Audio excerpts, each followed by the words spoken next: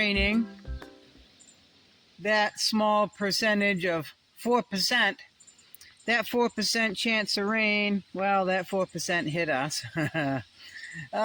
Just par for the course, but I am out checking on the blackberries. I picked a bowl full yesterday, and there's some right there that need to be picked.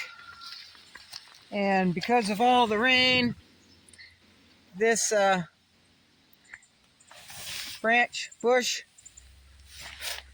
has been laid down, but they're ripening. Here's some more. So, like I said, they're just starting to ripen, but I'll pick these. And I want to show you folks, for those of you who, there's some more, not even close to being ripe. But for those of you who do not know what dewberries are, I mentioned them in another video, I don't know, a week or so ago. Now, dewberries do grow on the ground. They're a ground vine, but these are all dewberries. See, all in through there, that ground vine. And dewberries resemble blackberries an awful lot. They're a lot smaller than blackberries. The seeds tend to be tougher than blackberries. And even when the dewberries are at their sweetest stage, they're not as sweet as blackberries. But they are edible. They're just as good for you as blackberries. See, they're excuse me. They're all in through here, folks. And like I said, I'm going to put this one in my mouth. A little tart. I have seen these grow along the ground 2 and 3 feet thick, folks. And you can't see what's underneath them. They do have fine thorns, but they will, you get one and you could say, I didn't bring a glove, my rain jacket sleeve. They could be 8-10 feet long. They'll intertwine, they'll climb on top of each other, and those running vines trip me up when I'm walking more than anything else in here, folks. I just call these the tripping vine.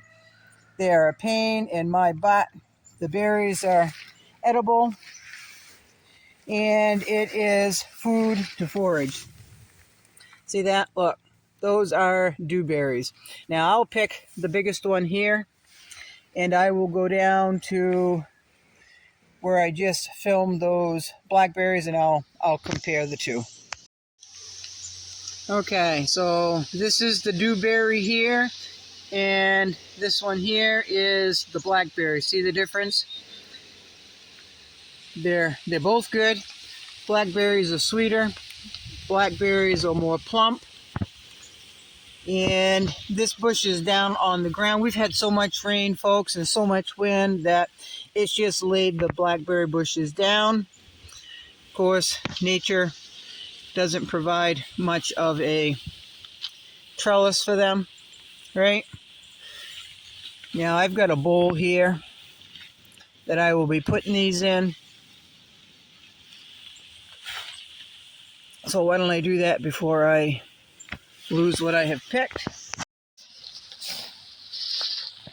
Now, someone asked me why I am out collecting wild dewberries and wild blackberries in the rain. Well, first of all, that's when they're ripe. And when they are ready to pick and we get a rain, it'll knock the berries on the ground, right? So, I am a forager, folks. If there's something I could eat out in the wild, regardless if I grow them in my yard, the cultivated kind, the thornless blackberry kind. And then I am just going to harvest anything out in the wild or in my yard that I have planted and taken care of. I'm going to harvest them equally.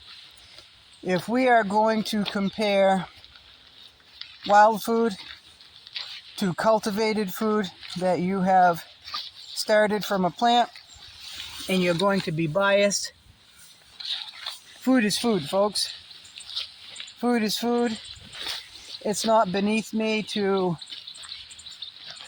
wade through the brambles to harvest food. It all adds up, folks, even if it's a small pan like that. Now, this here, this bowl, I took this same bowl last night just before dark, got bitten alive with mosquitoes, and I went out and harvested some choke cherries before the rain. So, choke cherries edible. They were black, and they were plump, and they were very sweet. So I picked a whole bowl of this, got a quart of choke cherries. Now there's some more choke cherries I've got to pick, but they are not quite ready. Now here, folks, here is another example of dewberries. Yeah, they're kind of a raspberry color. That's the color they'll be, and they'll slowly turn black. These look like they're going to be a decent size if the weather keeps up the way it should. Now there's a lot of blackberries down and through there, but they're not ready because I just picked them yesterday. So give them another couple of days. Get them a day of sunshine would really help. This rain is ridiculous, folks. It just is, it's ridiculous. It's getting really old. But yeah, picking wild blueberries, picking wild raspberries, strawberries, choke cherries, dewberries, nanny berries, any kind of berry out in the wild. It's from nature, and you can't get any better than that. That's just my opinion. Just can't get any better. Now, this is goldenrod, and that makes really, really good tea, folks. Really good. But you should collect it when it is, there's more down in there. You should collect it when it is dry, just like you would sumac. I've got sumac here, but it has been so wet so often that I can't harvest it. Now here we go. We've got raspberries. There's raspberries all through here too. That one's not quite ripe, so I'll leave that. So the bear is an elderberry bush. The bear are eating an awful lot of berries. They're beating me to a lot of berries. I'm beating them to a few berries. Most of you know this is staghorn sumac. It is not the poisonous sumac. It only can be harvested after it's red and dry. That's not quite ready. There's quite a bit of light in there. That one right there would be ready if it hadn't rained. Now, in order to harvest staghorn sumac berries, because these do have berries, I'll show you.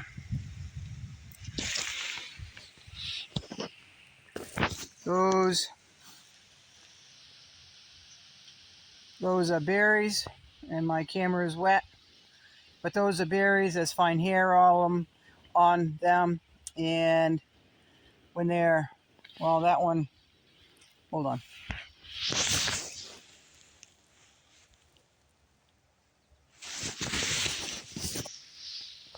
That one right there, it won't focus. My camera is wet, folks, my lens.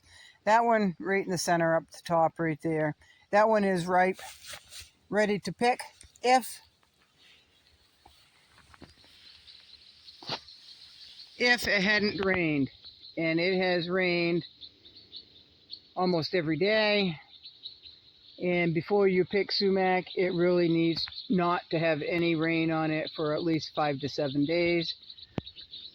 So doesn't look like it's a sumac year, and unless things hurry up and dry out. Okay, this right here is Arrowwood. I spoke about this a while back. The berries are really, really small this year. These are about the size of elderberries, folks. These usually get, whoa, I'm going to say 5 times bigger seeds, flower heads, fruit than this. These are really, really small. I'm not sure why they are this year. Maybe so much rain, not enough sunlight. Right? They're really pretty. This is Arrowwood. This is that bush that a lot of people, because, you know, once kept symmetrical by trimming, it's a beautiful, beautiful bush. A lot of people use it for decoration, hedging, all of that. But it spreads. It's a nuisance here. People pay good money for these bushes. I would pay good money to get rid of them. They're just, once you have them, folks. But I'm not really sure what the proper name is for these, but we here in Maine, we call this Arrowwood. The stalk is pretty straight, and the Indians used to make arrows out of them because they are straight. Like, see that one right there? That's pretty straight. And that is Arrowwood because the Indians used to make arrows out of the stalk. So that's that. Let's check on the nanny berries while we are here. They look like they were getting a little bigger the last time I drove by. So here we go, right here. These are nanny berries, aka wild raisins. They are still in the green stage. What will happen is these will turn pink, and then they will turn purple like a grape. Then they will shrivel up and they look just like a raisin. They're really good, folks. They're really, really good. Right beside the nanny berries here, notice the leaves. Okay, nanny berry. And then you go over here to a similar bush. This is, once again, this is the Arrowwood. I just showed you the blueberries that come off them that are ripening, that are very small. They're at the green stage here. And again, very, very small berries this year. But notice the leaves are different on, make sure I just get the leaves here. Let me, right here. Those are Arrowwood leaves. And the berries, you go the next bush over, folks, and these are the nanny berries and the nanny berry leaves. Quite a difference, but they grow side by side. And again, you come over here, and this is another arrow bush. So they're interchanging here. You got to really pay attention. If you're not sure what you're doing, you really need to pay attention which bush you are picking from when you go foraging. It's very easy. Very, very easy to make a mistake. Now, on the Arrowwood, the umbral is green. Right there, that's green. Green stems, if you will. And if you go next door, and you go right here, I'm going to find a good one. If you go right here, this is a wild raisin. And notice the stem is reddish brown. Okay, so this right side by side. See that? So the one on the right is Arrowwood. The one on the left, right here, is wild raisin. See, they look quite similar. If you don't know what you're looking for, look for the stem, look for the leaves, right? Right? One turns blue, one turns purple.